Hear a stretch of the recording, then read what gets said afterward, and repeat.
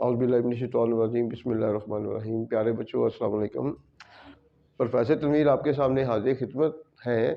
आज का हमारा बच्चों लेक्चर बीए पार्ट 2 के नावल के हवाले से है और हम द मोस्ट क्वेश्चन जो है उसको आपके सामने ला रहे हैं। मतलब नावल का द मोस्ट इम्पोर्टेंट क्वेश्चन है फाइट विद मार्लिन। हमारे नोट्स में ये पहला क्वेश्चन है, तो कुछ हिस्सा हम इसका उर्दू से इंग्लिश में आपके सामने ट्रांसलेट करेंगे, जिससे आपको ये बेनिफिट होगा कि आपको अंदाज़ा होगा कि फ़िक्रा बनता कैसे है और क्या क्या टेक्निक्स होती हैं। जो टेक्निक्स होती हैं आपकी अवेयरनेस में आएंगी और जैसे जैसे आप प्रैक्टिस में आएंगे तो जिस तरह हमारे नोट्स में उर्दू भी है, आप वो जो उर्दू है उसको खुद से एक दफ़ा ट्रांसलेट जब कर लेंगे तो समझ लें कि आप इस पोजीशन में आ गए हैं कि आप किसी भी टॉपिक पर लिख सकते हैं। तो बीए कोई मुश्किल नहीं है, इसी तरह एमए भी कोई मुश्किल नहीं है। हमारी पूरी कोशिश होती है कि बच्चों को सेल्फ राइटिंग सिखाएं। जिसको सेल्फ राइटिंग आ गई वो कभी बच्चा फेल नहीं हो सकता। देखें, बूढ़ा संटियागो एक तजर्बाकार माहिर होता है। प्रेजेंट का फिक्रा है, सादा फिक्र है। सादा फिक्र का formula subject is R M और object. The old man Santiago, the old man Santiago, बूढ़े आदमी का नाम होता है Santiago. The old man Santiago is an experienced fisherman. Fisherman कहते हैं माहिर को। The old man Santiago is, subject के बाद फिर आपने लेफ्ट से राइट की तरफ आना है। The old man Santiago is an experienced fisherman. वो पिछले 84 दिनों से मछलियां पकड़ने के लिए समुद्र में जा रहा होता है। सबसे पहले वो समुद्र में जा रहा होता है। प्रेजेंट का फिक्रा है। कोई भी फिक्रा जो प्रेजेंट का हो और उसमें काम जारी हो, और काम जारी वाले फिक्रे में अगर वक्त को मेंशन किया जाए तो वो बनता है प्रेजेंट परफेक्ट कंटिन्यूस। फार्मूला क्या होता है? सब्जेक्ट हैज़ बीन या हैव बीन, वर्ब की first form plus ING, object फिर सिंस या फॉर फिर ऑब्जेक्ट। जैसे आप कई सालों से अंग्रेजी सीख रहे हैं। You have been learning English for many years. Kashmiri कई सालों से अपनी आज़ादी के लिए लड़ रहे हैं। The Kashmiri have been fighting for their freedom for many years. अब देखें, he has been going into the sea, वो समुद्र में जा रहा होता है। He has been going into the sea, वो समुद्र में जा रहा होता है। किस लिए? मछलियां पकड़ने के लिए। मैंने कहा था कि जब वर्ब से पहले केली आ जाए तो फिर केली की इंग्लिश होगी टू। टू की फॉर्म वर्ब की फर्स्ट फॉर्म और object to catch fish, to catch fish. मछलियां पकड़ने के लिए कई दिनों, पिछले 84 दिनों से। अब से की इंग्लिश होगी फार। परफेक्ट कंटिन्यू के फिक्र में फार या सिंस का इस्तेमाल होता है और हमने अपने चैनल में फार और सिंस का इस्तेमाल बताया हुआ है। पिछले 84 दिनों से, for the last 84 days, for the last 84 days.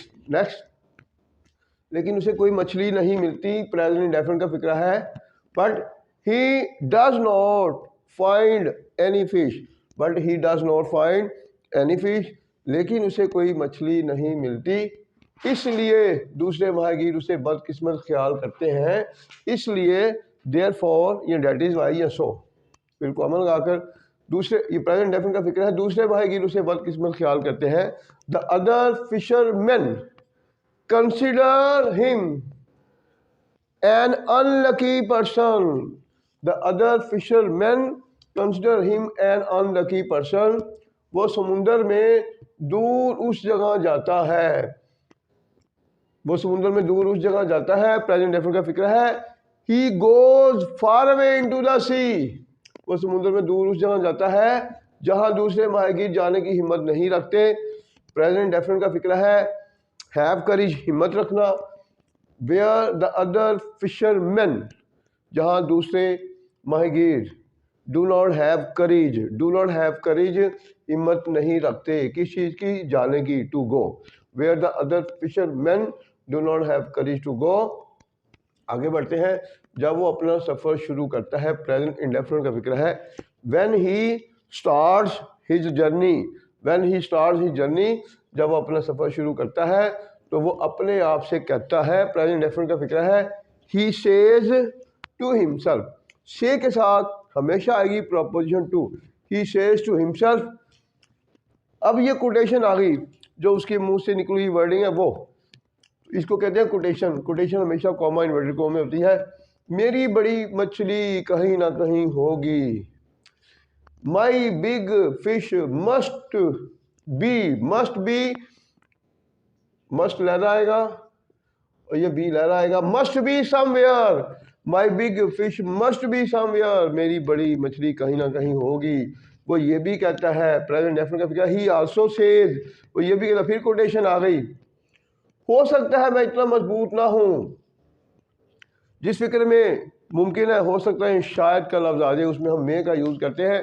हमारे चैनल प्रोफेसर तनवीर टिप्स में ये यूज़ मैंने करवाया हुआ है, आप देख सकते हैं।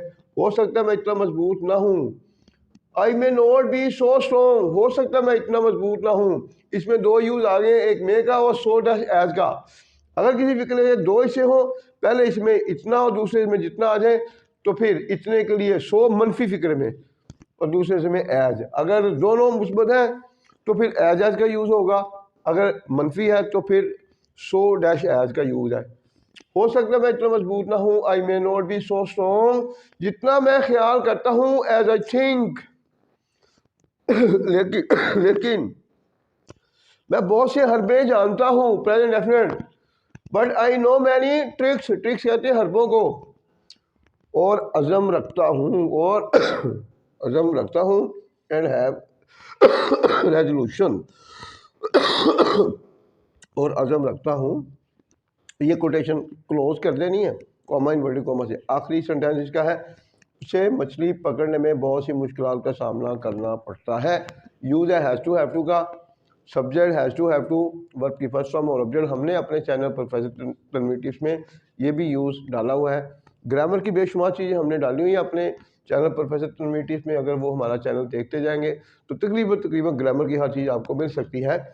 ही has to face many difficulties, he has to face many difficulties, उसे बहुत सी मुश्किलों का सामना करना पड़ता है मछली पकड़ने में। अब मे की इंग्लिश होगी इन, इसको हम प्रपोजिशन भी कहते हैं। जब प्रपोजिशन के बाद वर्ब आता है तो उसके साथ आईएनजी का इजाफा कंपल्सरी होता है।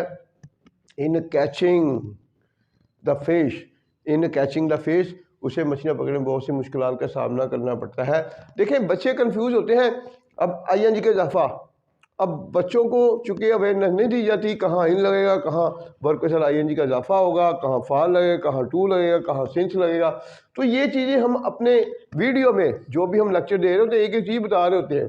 किताबों में ये चीज़ें नहीं बताई जाती। किताबों में तो स्वाय रट्टे का कुछ नहीं दिया जाता। तो रट्टे की डिग्री आप ले भी लेंगे तो प्रैक्टिकल लाइफ में कोई बेनिफिट नहीं होगा। हम इसलिए आवाज़ उठा रहे हैं कि हमारे मुल्क से रट्टा ख़त्म होना चाहिए। जब हमारे मुल्क से रट्टा ख़त्म होगा तो बच्चों के कंसेप्ट क्लियर होंगे। जब कंसेप्ट क्लियर होंगे तो प्रैक्टिकल लाइफ में वो एक सक्सेसफुल लाइफ गुजारने की पोजीशन में आएंगे, उनको हर जगह नौकरियां मिलेंगी। अब जो हालात जा रहे हैं, यूनिवर्सिटियों में रट्टे लगाए जा रहे हैं, ऊपर से माफिया इतना स्ट्रॉन्ग हो चुका है कि वो पूरी कोशिश कर रहा है कि हमारे मुल्क से प्राइवेट से जो स्टूडेंट हैं उनसे वो भी उनका राइट छीन ले कि वो जो है वो खुद घरों में बैठकर पेपर दे सकें।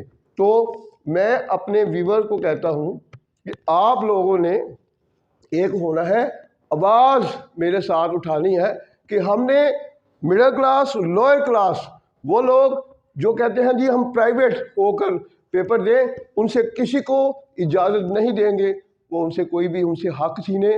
प्राइवेट यूनिवर्सिटियों में लाखों फीसें चल रही हैं और लाखों फीसों के बावजूद बच्चों को कंसेप्ट की तरफ नहीं लाया जाता, रटा दिया जाता है। हाँ, उनको कंसेप्ट दे तो फिर तो बेनिफिट है।